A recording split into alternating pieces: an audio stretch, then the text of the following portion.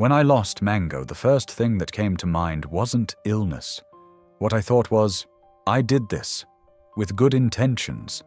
I didn't mean any harm, but it was my fault. As parakeet owners, we all fall into the same trap. We love our parakeets deeply, unconditionally, but we don't know how to love them properly. Because no one ever taught us. Water, fresh food, a spacious cage. Is that enough? Assuming it's enough comes at a heavy cost. In this video, I'll share 5 things that will surprise you. These are simple things you can do every day. You'll be shocked to learn that most of what you thought was right is actually wrong. The last point will completely change the way you think. 1. Talk to them at the same time every morning. Actually, we mentioned this as a ritual in our previous video. Think about it. You wake up in the morning and walk past the cage. As you pass by, you call out to it, but some days you don't.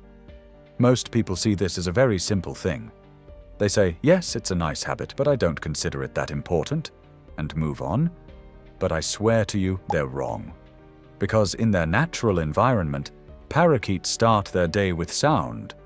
They use sound to determine if their flock is healthy, if there's any danger, or if something is out of the ordinary. They confirm it. It's actually a protocol. When you get up every morning and call out to it at the same time, the parakeet processes that sound in its brain and imprints it there. This person is trustworthy. They come at the same time every morning. Experts call this temporal trust. In other words, if you want your budgie to trust and love you, this is what you need to do. You can't just do it for a day or two and then stop. So here's what you should do. When you wake up tomorrow and walk past its cage, call out to it and say its name. Use a calm, soft voice. You don't need to do anything else. That's it. You'll notice the difference over time. 2. Extend your finger, but don't rush. You extended your finger toward the cage, but your parakeet didn't pay any attention to you. It even flew away and moved further away. What do you think? He doesn't love me anymore. He hasn't gotten used to me. Naturally, I thought the same thing. Mango wouldn't always perch on my finger. I'd get upset because I was doing so much for him. It took me a long time to learn the truth. The truth is this. In its natural environment, a bird doesn't immediately trust every creature that approaches it. Is this true only for birds? Of course not. It's true for almost every living creature. Parakeets go through a process. For them to trust you, they need to observe you and read your movements. Is it coming slowly or quickly? What does its voice sound like? It analyzes many of these movements and makes a decision. So if it doesn't come when you extend your finger, don't pull it back immediately. But don't force it either. Don't touch its body with your finger and force it. Just wait. Wait quietly and still. This tells your bird, I'm never forcing you. The choice is entirely yours. Research conducted at the University of Lincoln shows that pet budgies strengthen their bond with their owners during these moments of freedom. So give them a choice. They want to see if they have a choice. Because trust isn't forced. Let the bird step onto your finger willingly on its own. Let it make a choice. Because as those choices are repeated, your bond will grow stronger. 3. Sit next to it. Do nothing. Now here's a question for you. What do you do when you want to spend time with your bird? You talk to it or play with it. There's always an activity. These are, of course, nice things, but they're not enough on their own. Because parakeets are social birds. In a flock, there isn't active interaction. So what is there? Sitting on the same branch and seeing each other. This is called the silent flock bond. So when you sit near your bird for 10 or 20 minutes every day, whether you're reading a book or just scrolling through your phone, you're sending your parakeet this message. I want to be by your side, That's enough for me, and I don't expect anything from you. Isn't that interesting? I used to try to play with Mango every day. I tried to train him, but even silence, even just sitting there, was enough to form a deep bond with him. Now go sit next to him and spend 10 minutes in silence with him. Just being there is enough. 4. Say the same thing in the same tone. Have you ever yelled at your bird? I don't mean with bad intentions, I mean with good intentions. Most of us do this.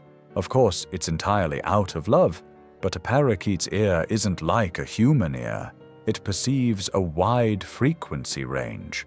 High, shrill, and fast sounds mean something in their natural environment. Danger. It means a predator is approaching. So you're shouting out of love, but it goes into alarm mode.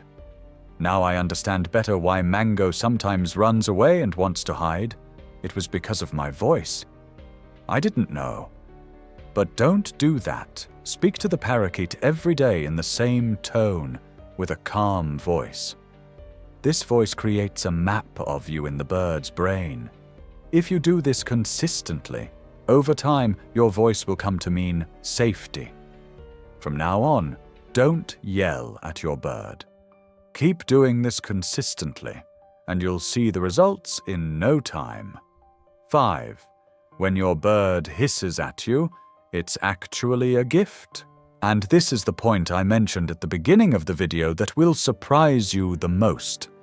Is your bird hissing at you or pecking at you?